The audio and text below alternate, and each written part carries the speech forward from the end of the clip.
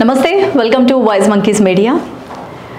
కంటికి కనిపించదు, ఎవరిని కనికరించదు, ఎవరికైనా రావచ్చు, ఎప్పుడైనా ప్రాణం తీయచ్చు. ఇప్పటికీ మీకు అర్థమైపోయి ఉంటుంది, అదే క్యాన్సర్ మహమ్మారి. ప్రతి సంవత్సరం మన భారత్లో 14 లక్షల మందికి పైగా కొత్త కేసులు పుట్టుకొస్తున్నాయి. అలాగే 9 లక్షల మంది వరకు మరణాలు కూడా సంభవిస్తున్నాయి ఈ క్యాన్సర్ మహమ్మారి బారిన పడి. అయితే అంటే 5గురిలో 3 ప్రాణాపాయ స్థితిలో ఉంటున్నారు. ఇక ఈ క్యాన్సర్ వచ్చిందంటే ఆస్తులు అమ్ముకొని రోడ్డును పడిపోయిన కుటుంబాలని కూడా ఎంతోమందిని చూస్తున్నాం, కేవలం అవగాహన లేమితో. సో క్యాన్సర్ మహమ్మారి జయించాలి అంటే ఎలాంటి అవగాహన ఉండాలి, ఎలాంటి జాగ్రత్తలు తీసుకోవాలి, ఇలాంటి విషయాలన్నీ కూడా మనతో పాటు ప్రముఖ డాక్టర్, అలాగే తెలంగాణలో వన్ అండ్ ఓన్లీ వన్ అంటే ఫస్ట్ లేడీ ఆంకాలజిస్ట్ అనమాట. సో ప్రముఖ doctor, oncologist specialist doctor Geetha Nagasri గారు మనతో పాటు ఉన్నారు. మరి ఆమెని అడిగి క్యాన్సర్ గురించి ఏవైతే డౌట్స్ ఉన్నాయో వాటన్నిటినీ క్లారిఫై చేసుకునే ప్రయత్నం చేద్దాము. నమస్తే అండి. నమస్కారం అమ్మా. ఎలా ఉన్నారు మేడం? బాగున్నాము. Thank you. First of all మీరు చాలా బిజీ షెడ్యూల్లో ఉంటారు. అంటే ఆంకాలజిస్ట్ డాక్టర్, ఎస్పెషల్లీ క్యాన్సర్కి సంబంధించి ఓ డాక్టర్ వృత్తిలో ఉన్నారంటే మీకు రకరకాల పేషెంట్స్తో అంటే చాలా ఓపికతో చేస్తూ ఉంటారు. అసలు ఖాళీ అనేది ఉండదు. అయినా కూడా బిజీ షెడ్యూల్లో కూడా మా ఆహ్వానాన్ని మన్నించి ఇక్కడికి వచ్చారు. థ్యాంక్ యూ అమ్మా. ఓకే మేడం, అసలు క్యాన్సర్ వచ్చింది అంటే మరణమే శరణ్యం అని చెప్పేసి చాలామంది భావిస్తున్నారు. అది నిజమేనా? ఎంతవరకు నిజమంటారు? అదేం నిజం కాదమ్మా. ఎందుకంటే పూర్వకాలంలో సినిమాల్లో చూపించేవాళ్ళు క్యాన్సర్ అనగానే దిస్ ఎండ్ ఆఫ్ లైఫ్, ఇంకా ఏమీ లేవు అని కొన్ని సినిమాలు ఉన్నాయి, అలా చూపించేవాళ్ళు. అలా కాదు. క్యాన్సర్ అంటే ఇప్పుడు ఏంటంటే ప్రస్తుత కాలంలో క్యాన్సర్ కూడా అన్ని దీర్ఘకాలిక వ్యాధులు ఉంటాయి. BP, sugar, diabetes, hyper tension లాగానే మనం తీసుకోవాలన్నమాట. డయాబెటీస్ వస్తే అది తగ్గదు, అది ఉంటుంది కదా, దాంతోనే మనం బతుకుతాం. బట్ మన లైఫ్ స్టైల్ మనం మోడిఫై చేసుకుంటాం. మన లైఫ్ దానికి ట్రీట్మెంట్ తీసుకుంటూ మన లైఫ్ మనం లీడ్ చేస్తాం. ఇప్పుడు క్యాన్సర్ కూడా అలాగే అనమాట. ఎనీ అదర్ క్రానిక్ డిసీజ్ లాగా మనం పరిగణించాలన్నమాట. ఎందుకంటే చాలా వరకు క్యాన్సర్కి ఇప్పుడు ఎర్లీ స్టేజ్లో క్యూర్ అనేది ఉంది. చాలామంది క్యాన్సర్ జయించి ఎన్నో సాధించిన వాళ్ళు ఉన్నారు. సో ఆ క్యాన్సర్ అని వర్డ్ వినగానే భయపడాల్సిన అవసరం లేదు. చాలా మంచి అత్యాధునికమైన ట్రీట్మెంట్లు ఉన్నాయి. ఇప్పుడు క్యూర్ రేట్స్ కూడా బాగా ఉన్నాయి ఇప్పుడు. ఓకే, అసలు క్యాన్సర్ లక్షణాలు ఏంటి, ఎలా ఉంటాయి అంటే మనం తెలుసుకునేవి మామూలుగా అంటే డాక్టర్ వరకు వెళ్ళాలి అంటే అసలు మనకి అంటూ ఒక డౌట్ అనేది రావాలి కదా, ఎలాంటి లక్షణాలు ఉండాలి? అంటే రకరకాల లక్షణాలమ్మా. అంటే ఇప్పుడు చెప్పిన లక్షణాలన్నీ క్యాన్సర్ అని కాదు. అంటే కొంత పర్సెంట్, ఒక 10%, 20% క్యాన్సర్ ఉంటాయి, అన్నీ బినైన్ ఉంటాయి. బట్ ఏది అనేది నిర్ధారించుకోవడం అనేది అవసరం. ఇప్పుడు ట్రొంబులు బ్రెస్ట్ ఉందనుకో, బ్రెస్ట్లో గడ్డలు కానీ కణితలు కానీ కనిపిస్తాము, చెనుమోలు లోపలికి వెళ్ళినట్టు ఉంటాము, రిట్రాక్షన్ ఆఫ్ ద నిప్పుల్ అంటారు. అది బ్రెస్ట్ మీద చర్మము ముడతబడినట్టు నారింజ తొక్కలాగా తయారవటము, చెనుమూల నుంచి పాలు కానీ రసి కానీ రక్తం కానీ కారటము, చంకల్లో గడ్డలు వస్తాము. ఇవన్నీ వన్ ఆఫ్ ద లక్షణం. అంటే గడ్డ ఉండగానే అది 100% క్యాన్సర్ అని భయపడాల్సిన అవసరం లేదు. అందులో 10%, 20% క్యాన్సర్ అవుతుంది, మిగతా బినైన్ లంప్సే అవుతాయి. కానీ ఎలాంటిది ఆ గడ్డ, ఎలాంటిది దాని రకం ఎలాంటిది అని నిర్ధారించుకోవడం బియాండ్ డౌట్ అనేది అవసరం. అలానే ఎక్కడన్నా శరీరంలో అల్సర్స్, పుండ్లు లాగా పడి మానకపోవటము, మలమూత్ర విసర్జనలో ఏదైనా తేడా వస్తాము, మోషన్లో బ్లడ్ పాస్ అవటము, యూరిన్లో బ్లడ్ పాస్ అవటము, మామూలుగా రెగ్యులర్ బౌల్ హ్యాబిట్స్ ఉన్న వాళ్ళకి అంటే ఇర్రెగ్యులర్ బౌల్ హ్యాబిట్స్ అవటం అనమాట, కాన్స్టిపేషన్, డయేరియా ఫ్రీక్వెంట్గా వస్తాము. అండ్ ఏదన్నా కొంచెం తినగానే అన్నం అరగకుండా ఉంటాము, పొట్ట కొంచెం తినగానే పొట్ట నిండిపోయినట్టు ఉంటాము, అండ్ పొట్ట ఉబ్బరంగా ఉంటాము, గ్యాస్ట్రైటిస్ సిమ్టమ్స్ ఇలా ఉంటాము.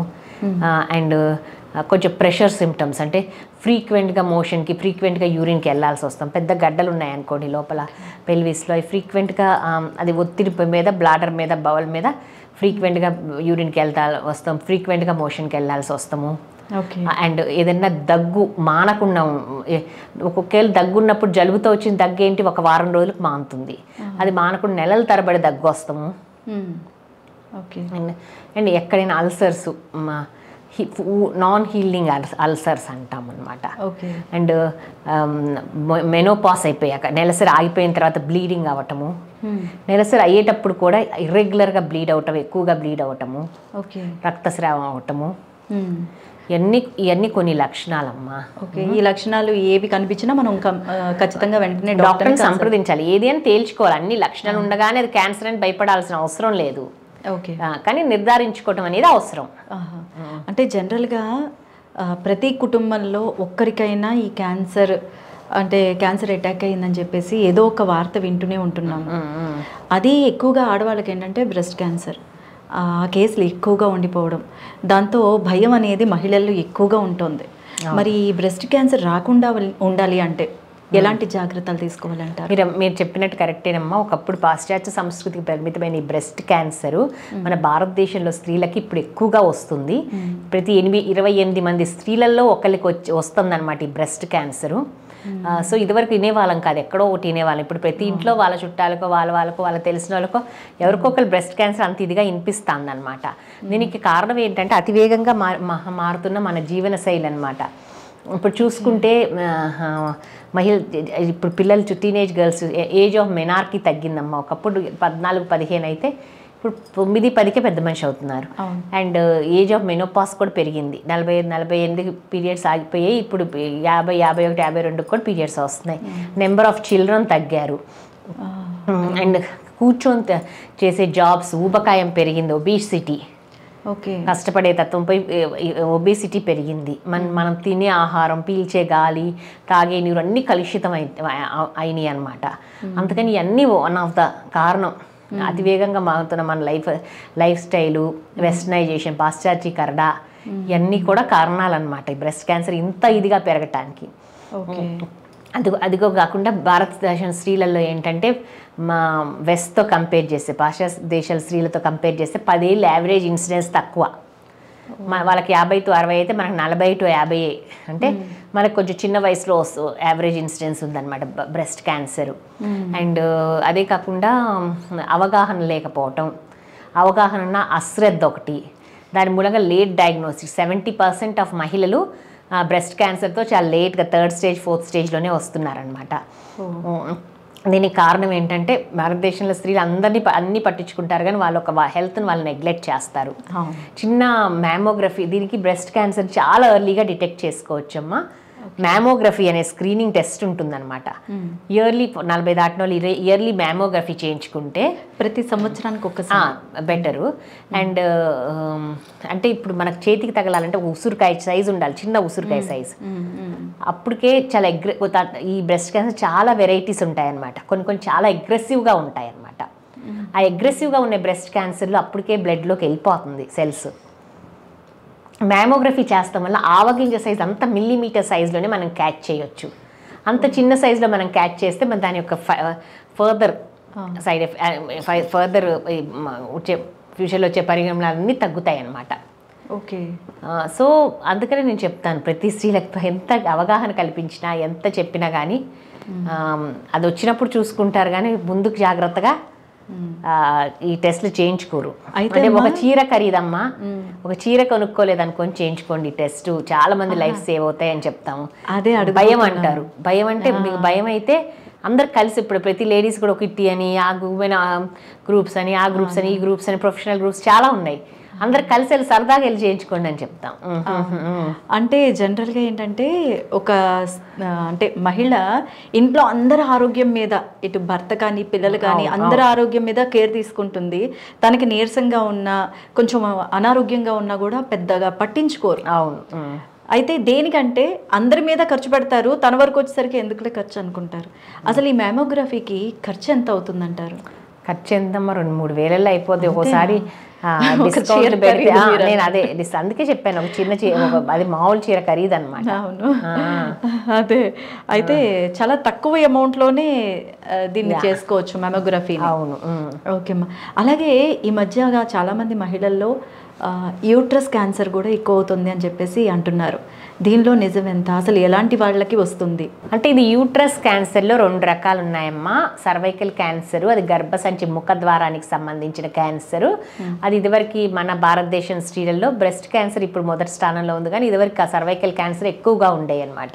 ఇది యూజువల్గా గ్రామీణ ప్రాంతాల స్త్రీలలో లో సోషియో ఎకనామిక్లో ఎక్కువ వస్తుంది అనమాట. ల్యాక్ ఆఫ్ హైజీన్, రకరకాల కారణాలు ఉన్నాయి దీనివలన. ఇది హ్యూమన్ ప్యాపిలోమా వైరస్ అనే వైరస్ వలన వస్తుంది అనమాట. ఇది ఆ వైరస్ సెక్షువల్లీ ట్రాన్స్మిటెడ్ వైరస్ ఈ సర్వైకల్ క్యాన్సర్. అందుకే ఇప్పుడు వ్యాక్సిన్స్ వచ్చినాయి. వ్యాక్సిన్స్ అనేది అందరు వ్యాక్సిన్ వచ్చిందంటే క్యాన్సర్కి వ్యాక్సిన్ వచ్చిందండి, క్యాన్సర్కి కాదు, సర్వైకల్ క్యాన్సర్కి వచ్చింది. ఈ మధ్య క్యాన్సర్కి సర్వైకల్ క్యాన్సర్కి వచ్చింది వ్యాక్సిన్. ఇప్పుడు ఏంటంటే కోవిడ్ అనేది దేనివల్ల, కరోనా వైరస్ వలన వస్తుంది కాబట్టి దానికి వ్యాక్సిన్ ఉంది. అట్లనే ఇది కూడా హ్యూమన్ ప్యాపిలోమా వైరస్ వల్ల వస్తుంది కాబట్టి ఆ వైరస్కి ఎగ్నెస్ట్గా వ్యాక్సిన్ ఉందన్నమాట. ప్రివెంటివ్ వ్యాక్సిన్ ఇది. సో అది గర్భసంచి ముఖ ద్వారా. అది అసలు ప్యాప్స్మీర్ అనేది ఒక టెస్ట్ చేయించితే 10 ఏళ్ళ పాటు ప్రీ క్యాన్సర్ స్టేజ్ ఉంటుంది. ఎప్పుడు చేసినా కానీ ముందే క్యాన్సర్ కూడా ఆరంభం కాకముందే కనుక్కోవచ్చు. అలాంటిది మన దేశంలో దురదృష్టం ఏంటంటే మన 3rd స్టేజ్ 4th స్టేజ్లో వస్తున్నారనమాట. మరి ఎందుకంటే అంటే పాపులేషన్ బేస్ స్క్రీనింగ్ లేదు. ఎవరికి అవసరం అనుకుంటారో వాళ్ళు వెళ్ళి చేయించుకుంటారు. ఆపర్చునిస్టిక్ స్క్రీనింగ్ అంటారు. యూజువల్గా చాలామంది స్త్రీలు చేయించుకోరు, తెల్లబట్ట అవటం అదేదో నెగ్లెక్ట్ చేస్తూ ఉంటారు. ఆ 3rd స్టేజ్ 4th స్టేజ్లో వస్తున్నారనమాట. ఇది గర్భసంచి ముఖద్వారానికి సంబంధించిన క్యాన్సర్, సర్వైకల్ క్యాన్సర్ అంటారు. గర్భసంచి, యాక్చువల్ గర్భసంచి పొరకు సంబంధించిన క్యాన్సర్ ఉంటుంది, ఎండోమెట్రియల్ క్యాన్సర్ అంటారు దాన్ని, యుట్రైన్ క్యాన్సర్. అది యూజువల్గా ఇదివరకైతే పోస్ట్ మెనోపాజల్ ఉమెన్లో వచ్చేదని అదే చెప్పాను కదా. పోస్ట్ మెనోపాజ్ అయిపోయా కొంచెం రక్తస్రావమైన, కొంచెం చుక్కలా ఒక డ్రాప్లా కనిపించిన బ్లడ్ బ్లీడింగ్ అయినా వెంటనే డాక్టర్ని సంప్రదించాలి. ఎందుకంటే క్యాన్సర్ అయ్యే అవకాశం ఉంటుందన్నమాట మెనోపాస్ అయిపోయిన తర్వాత. అలాంటిది ఇప్పుడు ఏంటంటే లైఫ్ స్టైల్, మళ్ళీ ఈ లైఫ్ స్టైల్ చేంజెస్ వలన, ఒబేసిటీ వలన, వీటన్నిటి కారణం పాలిసిస్టిక్ ఓవరీస్ ఉంటాయి టీనేజ్ గర్ల్స్లో 30-40%. ఈ అన్నిటి మూలంగా ఇన్ఫర్టిలిటీ ప్రాబ్లమ్స్ వస్తున్నాయి. వీటన్నిటి మూలంగా ఇన్ఫర్టిలిటీ ట్రీట్మెంట్ తీసుకున్న వాళ్ళకి బయాప్సీ చేసినా ఈ క్యాన్సర్ ఉందని తేలుతుంది ఈ మధ్య. ఎందుకంటే this is a life style disease అమ్మా. మెయిన్ కారణం ఒబేసిటీ. సో ఇదివరకు పోస్ట్ మెనోపాజల్ ఎక్కువ కనిపించే డిసీజ్ ఇప్పుడు మామూలుగా 30s 40sలో కూడా యుట్రైన్ క్యాన్సర్ కనిపిస్తుంది. ఎందుకంటే ఎక్కువ ఒబీస్గా ఉంటాం. ఇంకా అన్అపోజ్డ్ ఈస్ట్రోజన్ ఎక్స్పోజర్ అంద యుట్రస్ ఉన్నప్పుడు అది పొర మందబడిపోయి అది క్యాన్సర్గా మారుతుంది. అంటే ఇప్పుడు ఈ క్యాన్సర్ అనేది ఒక వయసు వాళ్ళకి రాదు, ఒక వయసు వచ్చిన తర్వాత అలా ఏం లేదు, వయసుతో పరిమితం లేదు, ఎవరికైనా వస్తుంది. అండ్ ఒకటి ఏంటంటే ఏజ్ పెరుగుతున్నా కూడా క్యాన్సర్స్ ఎక్కువ అవుతాయి. ఎందుకంటే సెల్స్ సెనిసెన్స్ అంటే డివైడ్ అయ్యి ఓల్డ్ అయిపోయి దానిలో మ్యూటేషన్స్ అక్యుములేట్ క్యాన్సర్స్ ఎక్కువ ఛాన్స్ ఉంటుంది ఓల్డ్ ఏజ్లో. అసలు డాక్టర్ గారు, అసలు క్యాన్సర్లు ఎన్ని రకాలు ఉన్నాయి? అంటే మహిళలకి వచ్చే క్యాన్సర్లు ఎన్ని రకాలుగా ఉన్నాయి? అంటే ఎన్ని రకాలు అట్లా ఏం లేదమ్మా, ఎక్కడైనా రావచ్చు, ఏ అవయవానికైనా రావచ్చు. అంటే క్యాన్సర్ అనేది ఒక గడ్డలాగా ఫామ్ అవుతుంది. గడ్డ అంటే అది క్యాన్సర్ అనేది వేరే ఎక్కడి నుంచో వచ్చేది కదా. మన శరీరంలో మన కణాలే మామూలుగా కూడా విభజిస్తూ ఉంటాయి లక్షల సార్లు. ఆ విభజన ఒక పద్ధతి ప్రకారం జరుగుతుంది అనమాట. ఒక సమతుల్యత ఉంటుంది. 2 జీన్స్ కంట్రోల్ చేస్తాయి, ట్యూమర్ సప్రెసర్ జీన్, ప్రోటాంకోజీన్ అని 2 కంట్రోల్ చేస్తాయి అనమాట. ఒక పద్ధతి ప్రకారం వెళ్తుంది ఆ డివిజన్. ఎప్పుడైతే ఏదో ఒక జీన్లో మ్యూటేషన్ ఏర్పడింది అనుకోండి, ఆ మ్యూటేషన్ కారణం ఏదైనా అవ్వచ్చు. ఎక్స్టర్నల్ జెనెటిక్ అయినా రావచ్చు, ఎక్స్టర్నల్ ఎక్స్పోజర్, ఎన్విరాన్మెంటల్ ఎక్స్పోజర్ ఏదైనా అవ్వచ్చు. మ్యూటేషన్ కారణం ఏదైనా ఒక మ్యూటేషన్ దాంట్లో వచ్చినప్పుడు జీన్కి దానికి అదుపు తప్పుద్ది అనమాట. దాని ఇష్టం వచ్చినట్టు డివైడ్ అవుతాయి. ఇష్టం వచ్చినట్టు డివైడ్ అయితే అయ్యే ట్యూమర్ ఫామ్ అవుతుంది. అయితే డాక్టర్ గారు, మెనోపాజ్ వచ్చిన తర్వాత స్త్రీలలో క్యాన్సర్ వచ్చే అవకాశం ఉంటుందా? ఒకవేళ వస్తే ఎలా గుర్తించాలి మెనోపాజ్ దశలో కూడా? అంటే మెనోపాజ్ అయ్యే కూడా రావచ్చు. ఎందుకంటే నేను ఆల్రెడీ చెప్పాను, యాజ్ యూ గ్రో ఓల్డ్ అంటే వయసు వస్తున్న కొద్దీ ఎక్కువ ఛాన్స్ ఉంటుంది క్యాన్సర్కి. అలానే మెనోపాజ్ అయిపోయిన తర్వాత కూడా ఏ క్యాన్సర్ అయినా రావచ్చు, ఇంకా ఎక్కువ ఛాన్స్ ఉంటుంది అనమాట. గుర్తిస్తామంటే లైక్ ఎనీ అదర్ అంటే మెనోపాజ్ అయిపోయాక యుట్రైన్ క్యాన్సర్ అనుకోండి, మెనోపాజ్ అయిన తర్వాత నెలసరి ఆగిపోయిన తర్వాత మళ్ళీ ఏదైనా చిన్న బ్లీడింగ్ కానీ స్పాటింగ్ లాగా కొంచెం ఏమైనా బ్లడ్ కనిపించినా కానీ వెంటనే డాక్టర్ని సంప్రదించాలి. అంటే అలా కనిపించిందంటే క్యాన్సరే అనుకోవాలా? 100% క్యాన్సర్ అవ్వదు, వేరే ఇతర కారణాలు కూడా ఉంటుంది, బట్ అయ్యే ఛాన్స్ ఉంటుంది కాబట్టి నిర్ధారించుకోవటం అవసరం. Okay okay. అయితే అలానే ఈ వేరే క్యాన్సర్, ఓవేరియన్ క్యాన్సర్ లాంటివి కూడా పొట్ట ఉబ్బరంగా ఉంటాం, పొట్ట అదే కొంచెం తినగానే పొట్ట నిన్నట్టు ఉంటాం, అరగకపోవటము, ఎక్కువసార్లు యూరిన్కి మోషన్కి వెళ్ళాల్సి వస్తాం, ఇవన్నీ సిమ్టమ్స్ ఓవేరియన్ క్యాన్సర్ ఇవన్నీ కూడా రావచ్చు ఎక్కువ పోస్ట్ మెనోపాజల్ ఉమెన్లో. ఎలాంటి క్యాన్సర్ అయినా, అన్ని క్యాన్సర్స్ పోస్ట్ మెనోపాజల్లో కూడా రావచ్చు. ఆహా, ఎప్పుడైనా రావచ్చు ఇలాంటి లక్షణాలు? ఎప్పుడైనా రావచ్చు. ఓకే. అయితే క్యాన్సర్ వచ్చిన తర్వాత కీమో చేస్తారు కదా, కీమోథెరపీ, అది ఏ స్టేజ్ నుంచి అవసరమవుతుంది అసలు? అంటే చేసినప్పుడు చాలామంది భయపడుతూ ఉంటారు, జుట్టు ఊడిపోవడం, బాగా పీక్కుపోవడం, ఇలా రకరకాల సమస్యలు వస్తాయి అంటారు. అసలు కీమోథెరపీ ఏ స్టేజ్లో అవసరం అవుతుంది? దాని ట్రీట్మెంట్ కీమోథెరపీ ఏ స్టేజ్ అంటే యూజువల్గా క్యాన్సర్కి అనేది మల్టీ మొడాలిటీ ట్రీట్మెంట్ అమ్మా. యూజువల్గా సర్జరీ, కీమోథెరపీ, రేడియోథెరపీ 3 కంబైన్ చాలా వరకు క్యాన్సర్ సాలిడ్ ట్యూమర్స్ అన్నిటికీ. సో అన్ని స్టేజ్ 1లో కూడా ఇవ్వాల్సి వస్తుంది. ఏదో కొన్ని ఎక్సెప్షన్స్ ఉంటాయి కొన్ని క్యాన్సర్స్కి కీమోథెరపీ అవసరం లేదంటే వెరీ గుడ్ బయాలజీ టైప్ అట్లా. ఎక్సెప్ట్ దట్ అన్ని స్టేజెస్లో అన్నిట్లో ఇవ్వాల్సి వస్తుంది కీమోథెరపీ. కీమోథెరపీ అంత భయపడాల్సిన అవసరం లేదమ్మా. ఒక మెడిసిన్ సెలైన్లో పెట్టి ఎక్కిస్తారు అంతే. జుట్టు అంటే ఊడిపోతుంది, ఎందుకంటే అది ఫాస్ట్ గ్రోయింగ్ సెల్స్ని కొంచెం ఇది ఇచ్చేస్తుంది కాబట్టి, జుట్టు కూడా ఫాస్ట్ గ్రోయింగ్ సెల్స్ ఉంటాయి కాబట్టి ఆ జుట్టు ఊడిపోతుంది. మళ్ళీ కీమోథెరపీ ఆపిన వెంటనే ఒత్తుగా వస్తుంది. ఇప్పుడు తిరుపతి వెళ్తే గుండె చేయించుకోవట్లు అట్లానే తాత్కాలికం అది. దాని గురించి వరి అవ్వక్కర్లేదు. వేరే సిమ్టమ్స్ కూడా ఇప్పుడు మంచి మెడిసిన్స్ వచ్చినాయి ఆ సిమ్టమ్స్ని ఇది చేసుకోవటానికి, కాంట్రాక్ట్ చేస్తానికి. అంత తాత్కాలికమైన ఇబ్బంది కొంచెం ఉంటుంది, బట్ ఏదైనా వచ్చినప్పుడు తప్పదు కదా. లార్జ్ పిక్చర్ ముందు ఫ్యూచర్ చూసుకుంటే ఇది తాత్కాలికమైన ఇబ్బంది అంతే. దాని గురించి అంత భయపడాల్సిన అవసరం లేదు. అయితే మహిళల్లో లైఫ్ స్టైల్ కానీ ఫుడ్ విషయంలో కానీ ఎలాంటి జాగ్రత్తలు తీసుకోవాలి? అంటే ఈ క్యాన్సర్ మన దరి చేరకుండా ఈ మహమ్మారి అంటే ఇవన్నీ కొంచెం లైఫ్ స్టైల్ మోడిఫికేషన్ అనేది అవసరము. అంటే ఇవన్నీ చేస్తామని జాగ్రత్తని కాదు, అది ఎవరికైనా రావచ్చు, ఎప్పుడైనా రావచ్చు. It's like accident. కొన్ని ఒక 5 to 10% జెనెటిక్ ఉంటాయమ్మా. అది వంశ పారంపర్యంగా వస్తాయన్నమాట. మదర్కి, గ్రాండ్ మదర్కి, పెద్దమ్మలకి, పిన్నులకి, మేనత్తలకి అట్లా 2-3 ఫ్యామిలీలో ఉంటే వాళ్ళు ఇప్పుడు జెనెటిక్ టెస్ట్ కూడా వచ్చినాయి. జస్ట్ జెనెటిక్ వస్తుందా? బ్లడ్ తీసుకుని ఆ బ్లడ్లో మనకి ఆ జీన్ ఉందా లేదా అంటే ఫ్యామిలీ హిస్టరీ ఉన్న వాళ్ళకి చూస్తారనమాట. మనకు కూడా నిజంగా ఆ జీన్ ఉంటే మనం ముందు జాగ్రత్తగా కొన్ని సర్జరీ, ఇప్పుడు బ్రెకా జీన్ అని ఉందనుకో, ముందే యాంజెలినా జోలీ గారు చేయించుకున్నారు, 2 బ్రెస్ట్లు తీసేసి రీకన్స్ట్రక్ట్ చేయించుకున్నారు. అలా చేయకపోయినా ఫ్రీక్వెంట్గా మ్యామోగ్రఫీ, ఫ్రీక్వెంట్గా ఎంఆర్ఐ చేయించుకుంటాం వల్ల ఎర్లీగా డయాగ్నోస్ అవుద్ది. అలానే ఓవరీస్ 2 తీసేస్తాం వల్ల ఓవేరియన్ క్యాన్సర్కే కాకుండా బ్రెస్ట్ క్యాన్సర్ కూడా ప్రివెన్షన్ ఉంటుంది. ఫ్యామిలీ హిస్టరీ ఉన్న వాళ్ళకి, ఇది బ్రకా పాజిటివ్ వచ్చిన వాళ్ళకి, ఫ్యామిలీ హిస్టరీ ఉండి బ్రకా అదే జీన్ పాజిటివ్ వచ్చిన వాళ్ళకి జెనెటిక్ డిసీజ్ దీనికి. మిగతా అన్ని ఎవరికైనా రావచ్చు, ఎప్పుడైనా రావచ్చమ్మా. అది కొంతవరకు మనం డెఫినెట్గా లైఫ్ స్టైల్ మోడిఫికేషన్ చేయించుకోవటం మంచిది. మంచి ఆహారం, పండ్లు కూరగాయలతో కూడిన మంచి ఆహారం తీసుకోవటము. లైఫ్ స్టైల్ అంటే ఎక్సర్సైజ్ రెగ్యులర్గా చేస్తాము. ఇప్పుడు మనం చూస్తాం జెంట్స్ ఎక్కువ వెళ్తారు కానీ లేడీస్ ఇంట్లో పని వల్ల ఎక్సర్సైజ్ తక్కువ చేస్తారు. కానీ లేడీస్ కూడా ఎక్సర్సైజ్ అనేది అవసరం. ఎక్సర్సైజ్ రెగ్యులర్గా చేస్తాము. ఊబకాయం లేకుండా, ఒబిసిటీ లేకుండా చూసుకోవటం, ఐడియల్ బాడీ వెయిట్ మెయింటైన్ చేస్తాము. అండ్ చెడుల వాళ్ళు ధూమపానం, మద్యపానానికి అందరు దూరంగా ఉంటాము.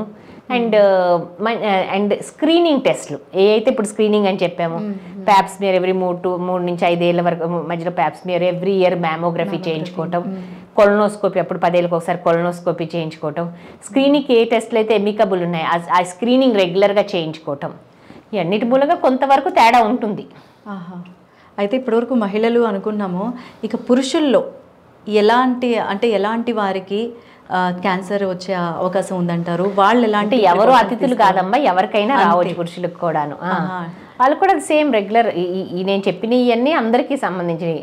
రెగ్యులర్ లైఫ్ స్టైల్ మెయింటైన్ చేస్తాం, మంచి ఆహారం తీసుకోవటం, ధూమపానం, మద్యపానం దూరంగా ఉంటాము. కొన్ని పురుషుల్లో కూడా స్క్రీనింగ్ టెస్ట్లు ఉంటాయి, అవి చేయించుకోవటం. ఓకే. అంటే ఇప్పుడు క్యాన్సర్ వచ్చేసిన తర్వాత ట్రీట్మెంట్ అవుతుంది, దాన్ని జయించాలి అంటే ఎంతకాలం ఇదివరకు లాగా ట్రీట్మెంట్ గురించి అంత భయపడక్కర్లేదమ్మా. First early detection is the key to success. అందుకనే ఈ స్క్రీనింగ్లు చేయించుకోవటం, ఏమైనా ఉన్నగా నెగ్లెక్ట్ చేయకుండా డాక్టర్ దగ్గరికి వెళ్తాం వెరీ ఇంపార్టెంట్. ఇప్పుడు చాలా అత్యాధునికమైన ట్రీట్మెంట్ వచ్చి, ఇప్పుడు సర్జరీ అనుకోండి, ఇప్పుడు బ్రెస్ట్ క్యాన్సర్ అంటే బ్రెస్ట్ అంతా తీసేయట్లేదు, ఆ పార్ట్ వరకే తీస్తున్నాం అనమాట. బ్రెస్ట్ కన్సర్వ్ చేస్తాం, బ్రెస్ట్ తీయాల్సిన అవసరం లేదు బ్రెస్ట్ క్యాన్సర్ వస్తే. అండ్ పొట్టలో చేసే సర్జరీలు కూడా మినిమల్ ఇన్వేసివ్, చిన్న హోల్ వేసి మొత్తం యూట్రైన్ క్యాన్సర్ ఇవన్నీ అలానే చేస్తున్నాం. ల్యాప్రోస్కోపిక్ రోబోటిక్ చేస్తున్నాము. ఎంత పెద్ద ఒకవేళ కోర్స్ చేసి ఎంత పెద్ద సర్జరీ చేసినా తెల్లారి నడిపిస్తున్నాం. ఎనస్థీషియా టెక్నిక్స్, క్రిటికల్ కేర్ అన్నీ ఇంప్రూవ్ అయినాయి అనమాట. అండ్ కీమోథెరపీ కూడా సైడ్ ఎఫెక్ట్స్కి మంచి డ్రగ్స్ వచ్చినాయి, మంచి మెడికేషన్ వచ్చినాయి. అలానే ఇమ్యూనోథెరపీ లాంటిది వచ్చింది. అండ్ రేడియేషన్ కూడా ప్రిసిషన్ థెరపీ, అంటే ఎక్కడైతే ఇస్తాం అక్కడే ఎక్కువ ఎఫెక్ట్ ఉంటుంది, మిగతా ఏరియా చాలా తక్కువ ఎఫెక్ట్ ఉంటుంది. అలాంటి మంచి ఇది వచ్చినాయి అనమాట. అంత భయపడక్కర్లేదు. డెఫినెట్గా క్యూర్ రేట్స్ పెరిగినాయి. పాజిటివ్ యాటిట్యూడ్తో తీసుకుంటే డెఫినెట్గా ఈ డిసీజ్ని జయించగలరు. ఓకే, నేను చాలామంది అంటే మిగతా ఇంటర్వ్యూస్లో చూసినప్పుడు ఏంటంటే క్యాన్సర్కి సంబంధించి ఇంటర్వ్యూస్ చూసినప్పుడు చాలామంది ఎక్కువగా అడుగుతున్న కామెంట్ సెక్షన్లో అడుగుతున్న డౌట్స్, సరే క్యాన్సర్ వచ్చేసింది, క్యాన్సర్ ట్రీట్మెంట్ చేయించుకోవాలి అంటే హాస్పిటల్కి వెళ్ళాలి అంటే ముందు చేతిలో డబ్బులు ఉండాలి. సో అసలు మొత్తం ట్రీట్మెంట్కి ఎంత ఖర్చు అవుతుంది? అలా ఏముండదమ్మా. ప్రతి డిసీజ్ డిఫరెంట్, ప్రతి ఇండివిజువల్ ట్రీట్మెంట్ డిఫరెంట్ అనమాట. ఇది పర్సనలైజ్డ్. దీనికి స్కీమ్స్ అప్లికబుల్ అవుతాయి. స్కీమ్స్ చాలా వరకు ఇప్పుడు ఆరోగ్యశ్రీ బిలో పవర్టీ లైన్కి ఆరోగ్యశ్రీ ఉంటుంది, లేకపోతే మామూలుగా ఏదైనా గవర్నమెంట్ స్కీమ్స్ ఉంటాయి, లేకపోతే ఇన్సూరెన్సెస్ అన్నీ అప్లై అవుతాయి అమ్మా. ట్రీట్మెంట్కి ఇప్పుడు కొదవలేదు, అన్నీ ఉన్నాయి అనమాట. ఎర్లీ డయాగ్నోసిసే ముఖ్యం ఇప్పుడు. ఓకే, అంటే prevention is better than cure అంటారు. అంటే స్కీమ్స్ ఇవన్నీ కూడా ఎలిజిబుల్ అవుతాయి అంటే చాలా హ్యాపీ వాళ్ళంతా. ఓకే, సరే డాక్టర్ గారు, చాలా చాలా వాల్యుబుల్ విషయాలు అయితే చెప్పారు. నిజంగా క్యాన్సర్ గురించి ఒక ఐడియా లేని వాళ్ళకి మీ మాటల ద్వారా ఈరోజు ఒక మంచి ఐడియా అయితే వచ్చింది. ఇక చివరిగా ఏమన్నా మహిళల కోసం ఏమైనా చెప్పాలనుకుంటున్నారా? మహిళలు అన్ని రంగాల్లో ముందుంటున్నారమ్మా. వాళ్ళొక ఆరోగ్యం ఒక్కటి వాళ్ళు నెగ్లెక్ట్ చేస్తున్నారు. వాళ్ళు కుటుంబంలో మూల స్తంభాలు లాంటి వాళ్ళు. వాళ్ళ ఆరోగ్యం క్షీణిస్తే కుటుంబం అంతా చింతాపిందనం అవుతుందన్నమాట. అందుకని దానికైనా వాళ్ళ ఆరోగ్యం ముఖ్యం అనుకొని వాళ్ళ హెల్త్ నెగ్లెక్ట్ చేయకుండా ఏమైనా ఉండగానే వెంటనే డాక్టర్ని సంప్రదిస్తాము. ఇలాంటి స్క్రీనింగ్ టెస్టులు చేయించుకోవటం వలన ఇంకా మీరు కుటుంబాన్ని బాగా చూసుకోగలరు, సమాజాన్ని కూడా పైకి తేగలరు. థ్యాంక్ యూ డాక్టర్ గారు, థ్యాంక్ యూ.